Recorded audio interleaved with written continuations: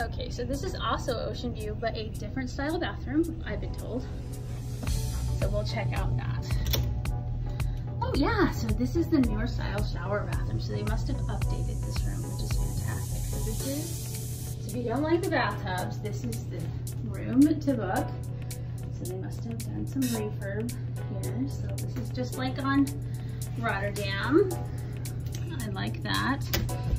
And just like downstairs, they have the nice tea closet.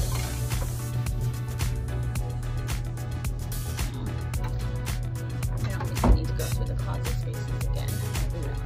This was great. This is great. And that shelf does pop down if you need the full space. So you have a nice desk. You do only have the one plug or the two plugs. So I would bring a converter so you have extra space or a strip. And since it's an older ship, there are not plugs near the beds.